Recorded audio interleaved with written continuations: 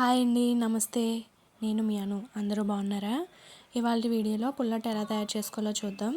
దీనికోసం ముందుగా ఒక కప్పు బియ్యం నానబెట్టుకున్నాను. నేను శుభ్రంగా కడుక్కొని ఇందులో మజ్జిగ నానబెట్టుకోవాలండి. అదే వెన్న తీసిన మజ్జిగ, లేకపోతే మీ దగ్గర పుల్ల మజ్జిగ ఉంటే మజ్జిగని బాగా పలచగా గిలకట్టుకుని నానబెట్టుకోవాలి. ఇలాగా బియ్యం ఇలా నానబెట్టుకుని నేను ముందు రోజు రాత్రి నానబెట్టేసుకున్నాను అండి. మర్నాడు పొద్దున్న లేచి చూస్తే బియ్యం ఇలా నానిపోయి ఉంటాయి. దీన్ని మిక్సీ పట్టుకోవాలండి. మిక్సీ పట్టేసుకున్న తర్వాత ఇందులో సాల్ట్ వేసుకుని మిక్సీ పట్టుకుంటే ఇలా మెత్తగా మిక్సీ పట్టుకోవాలి. ఇందులో మనం బాగా పలచగా ఉంటుంది. కొంచెం వాటర్ వేసుకొని కలుపుకోండి. నేను ఇందులో జీలకర్ర, ఉల్లిపాయ ముక్కలు వేసుకుంటున్నాను.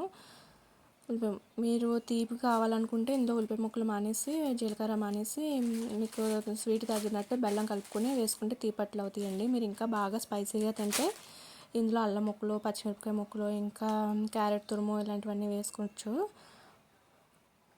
నేను ఇక్కడ ఓన్లీ ఉల్లిపాయలు, జీలకర్ర మాత్రమే వేసుకున్నాను సాల్ట్ వేసుకొని. మీకు ఎలా నచ్చితే అలా చేసుకోవచ్చండి. ఇవి మాత్రం చాలా టేస్టీగా ఉంటాయి, అలాగే ఈజీగా కూడా అయిపోతాయి. సాఫ్ట్గా, స్మూత్గా ఉంటాయి అన్నమాట ఇవి.